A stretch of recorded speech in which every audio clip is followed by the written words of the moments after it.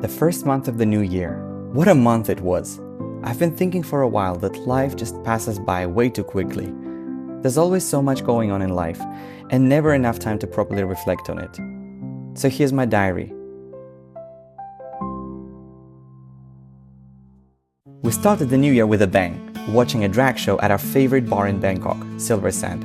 It has almost become our second home in the 8 months of living here in Thailand. So, when we were thinking of a place to celebrate New Year at, it was a winning choice. Okay, last 5 minutes of 2024. Do you have anything to say for this year?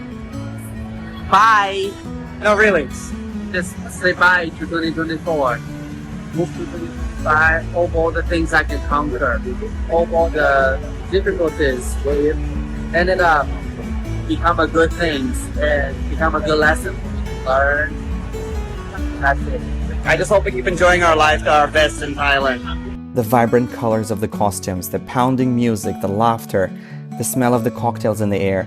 It was one of the most lively ways I've ever celebrated the New Year. I originally come from Russia, and New Year's Eve has always been the most important celebration of the year for me. We even have a saying in Russia that goes, "You'll spend your entire year the way you enter it." And I love drag. It makes me think back to my childhood days, when I was obsessed with my mom's dresses and jewelry. In my childhood, I always wanted a Barbie doll, but never got one, even though I kept asking for one each year. Right now, I look at the queens as their own Barbie dolls. You live your own dream on stage, and it's magical. Plus, extremely entertaining to watch. 2024 has been such a hard. We have so much love, we have so much joy. 1 minute! And we're going to count down it together, okay? 2,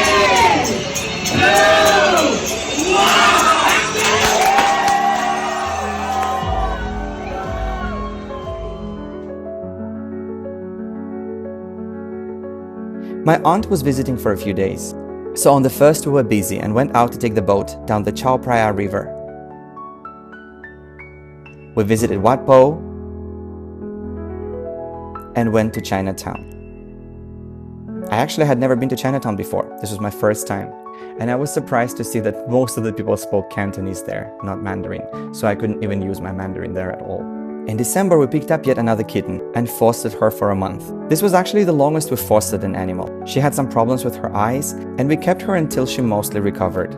Saying goodbye to the kitten was harder than I anticipated, because we grew really fond of her during this month. But taking responsibility over another pet might actually be a little too much for now, considering we already have 2 dogs at home. We are no new at rehoming street animals, and maybe one day I'll make a video about that. And even though she has a great new owner right now, frankly, some days I miss her dearly. As a child, I always dreamed of opening a shelter for stray animals. However, upon growing up, your goals change. Reality hits you, and you focus more on getting your bills paid rather than saving the world. Joey, at the same time, has kept some of his childish purity, and often he cannot walk past a suffering abandoned animal. This was maybe around the 10th animal we've fostered in the past 5 years. 我遇到了一只很可怜的猫被丢了，然后它好像眼睛都没有睁开。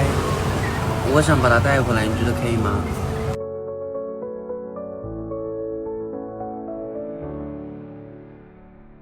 On Jan 5th, we went to the ancient city called Muangboran.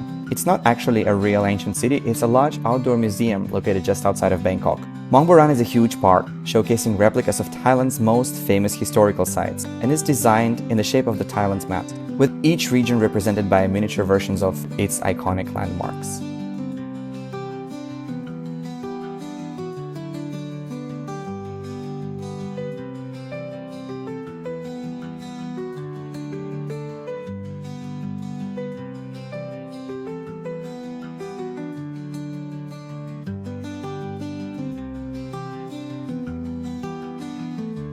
On the 8th of January, we tried the traditional Thai hot pot for the first time. I couldn't eat it because it wasn't vegetarian. Joey wasn't a fan of it at all. But maybe it was just the place, or we should just try it again on a different day, who knows.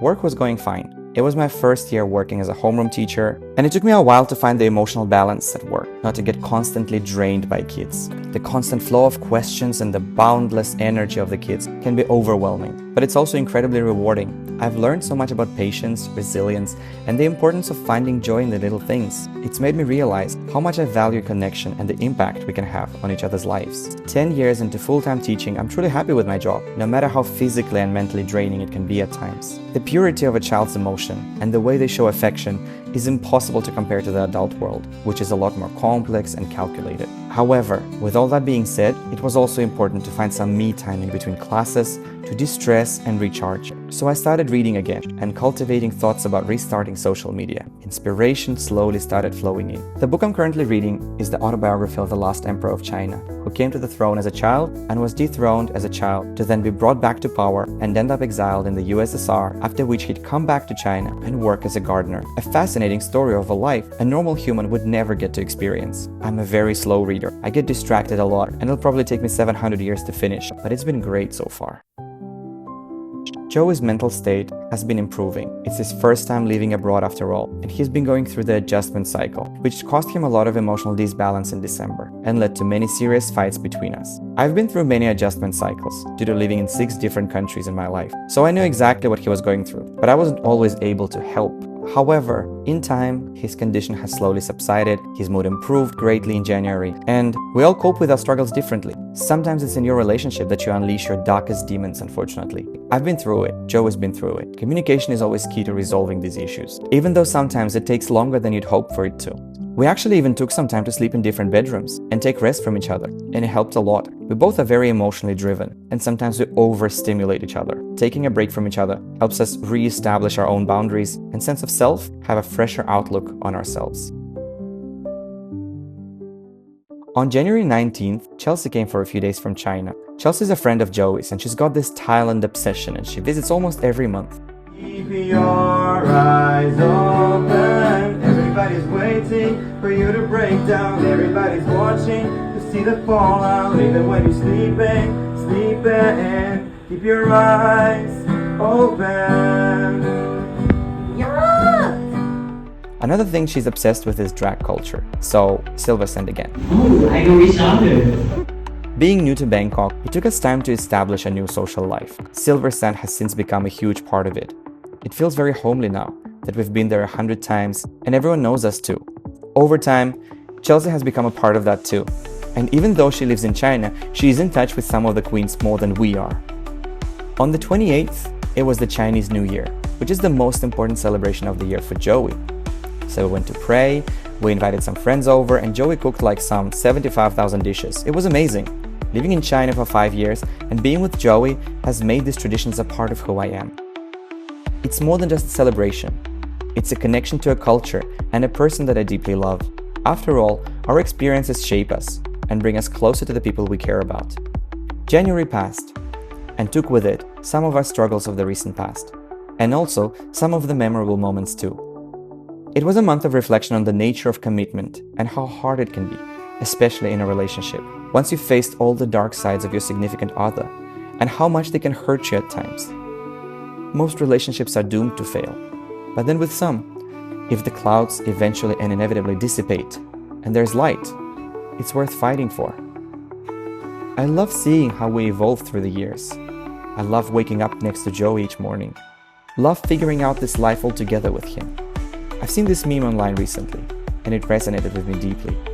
It said, "I'm sorry, but it's my first time being alive," meaning, I'll make mistakes, it's normal. So I've been reminding myself that for being alive for the first time, I'm not doing bad at all. Life is good. See you in February.